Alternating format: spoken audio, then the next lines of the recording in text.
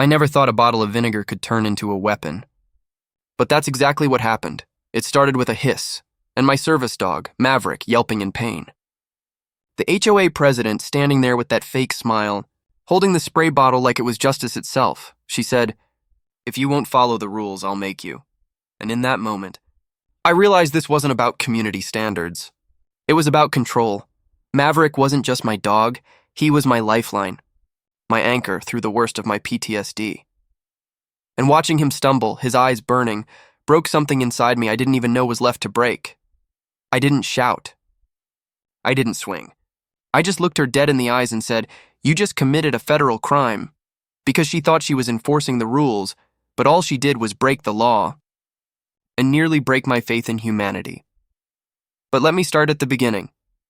Before we dive in, let me know where you're listening from today.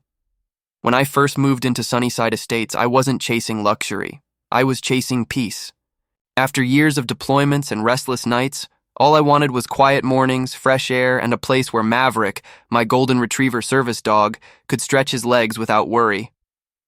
The neighborhood looked perfect. Trimmed hedges, smiling neighbors, walking trails lined with tall oaks. On paper, it was everything I needed. Maverick had been with me since the lowest point of my life. After coming home from overseas, the nightmares and anxiety didn't stop when the uniform came off. Maverick was trained to sense when my breathing changed, when panic began to creep in. He'd press his weight against my chest until the world stopped spinning. He wasn't just a dog, he was my reason to step outside again, to try to live like a normal man. For the first few weeks, things were quiet. I kept to myself, tended my small lawn, and took Maverick for walks along the trails every morning. He always wore his vest, bright blue with "Service Animal, Do Not Distract" printed in bold white letters. I followed every rule, every guideline, because that's how I live now. Order helped me breathe. Then, I met Karen Whitfield. She showed up on a sunny Saturday morning with a clipboard in hand, moving like a politician inspecting her territory. Her smile didn't reach her eyes. "Good morning," she said, drawing out every syllable. "I'm Karen Whitfield, the HOA president here at Sunnyside Estates." I gave a polite nod, Maverick sitting neatly by my leg. "I don't recall approving a dog for this neighborhood," she said, frowning at Maverick like he'd just committed a crime by existing. "He's not a pet," I replied calmly. "He's a service animal, protected under the ADA. He helps me manage PTSD from my time in the military." Her expression didn't soften. Instead, she muttered, "People always find loopholes," before walking away, scribbling something on her clipboard. That was the first red flag, and I ignored it. Over the next few weeks, the violation notices started showing up like clockwork. My grass was half an inch too tall. My mailbox was not compliant with the community color standards. My trash can, apparently, was visible from the street for 40 minutes too long after pickup. Each letter was signed in the same fancy cursive, complete with a cheerful little smiley face at the bottom. But somehow it looked more like a smirk. I paid the fines. I trimmed the grass. I moved the trash cans, but deep down I knew this wasn't about rules. It was about control.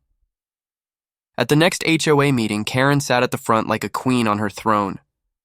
The air was thick with tension. She clicked her pen, cleared her throat, and proposed a new rule. "All animals, including service dogs," she said, "must be registered with the HOA and wear approved identification tags." I raised my hand, trying to stay composed. "Ma'am, that's against federal law. Service animals are exempt from local registration requirements under the ADA." Her smile vanished. "Federal laws don't override community standards," she snapped. The room went still. Some neighbors looked down at their papers, others avoided eye contact altogether. Nobody spoke up.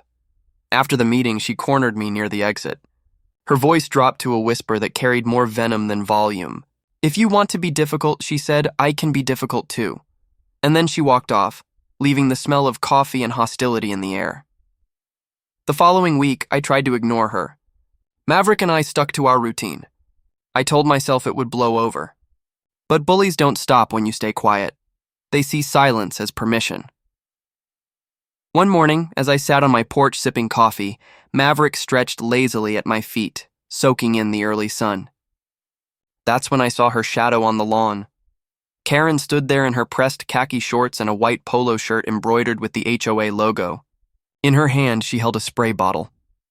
"Your dog," she said loudly, loud enough for the neighbors to peek through their blinds, "is in violation of the new HOA pet ordinance.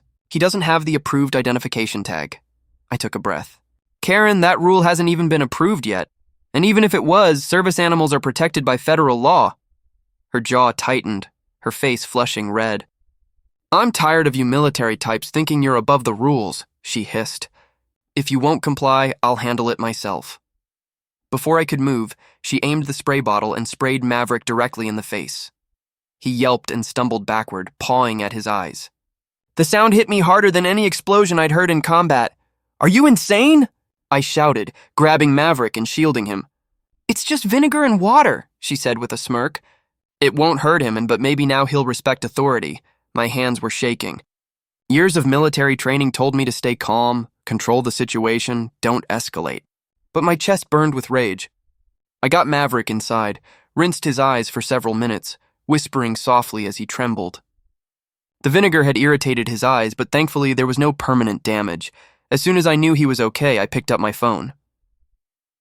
"What's your emergency?"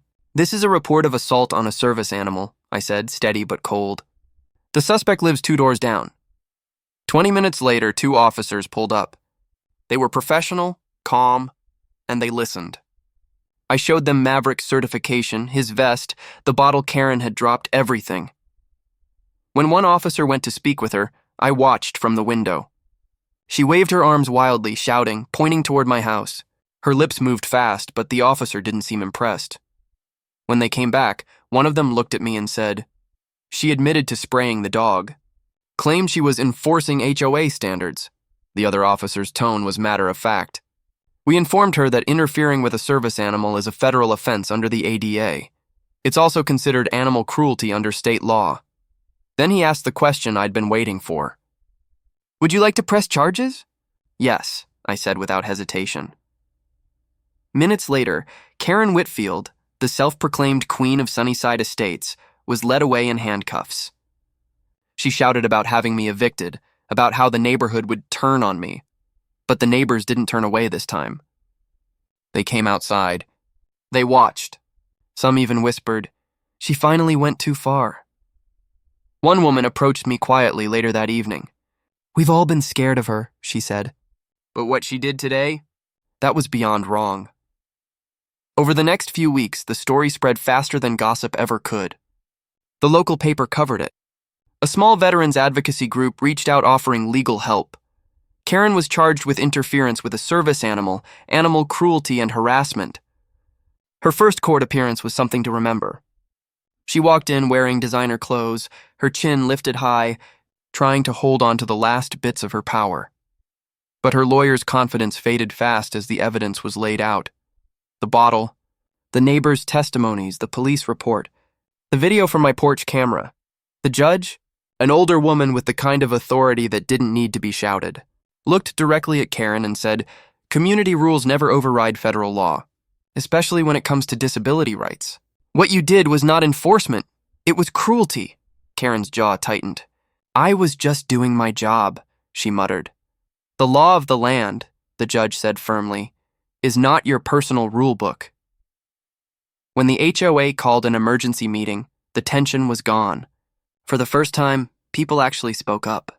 The vice president of the board, a quiet man who'd always avoided conflict, stood and proposed a vote of no confidence. It passed unanimously. Karen's nameplate was removed that same night. A month later, she pleaded guilty to a reduced charge. The judge sentenced her to 30 days in county jail, a $5,000 fine, 200 hours of community service at an animal shelter, and mandatory disability rights education. When the sentence was read, she looked like she'd aged 10 years in a week. Gone was the smirk, the smugness, the air of superiority. All that was left was a woman who had finally run into a rule she couldn't twist. As she was escorted out, she looked at me once more. Her lips moved, and I think she mouthed, "This isn't over."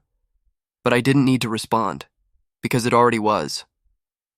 When I walked outside that day, Maverick was waiting in the truck, calm, steady, and proud as ever. He tilted his head, those kind brown eyes meeting mine like he understood everything. I reached down and scratched behind his ears. "We did good, buddy," I whispered. For the first time in years, the weight on my chest felt lighter. Not because Karen was gone, but because the law, the real law, still meant something. She tried to use fear to control everyone around her. She tried to twist the rules to serve her pride, but in the end, she learned what real authority looks like. Not from a clipboard, not from an HOA policy, but from the law of the land. And as Maverick rested his head on my knee, tail thumping softly, I realized something simple and powerful. She tried to make me feel small. But all she did was remind me how strong we really are. When we stand for what's right,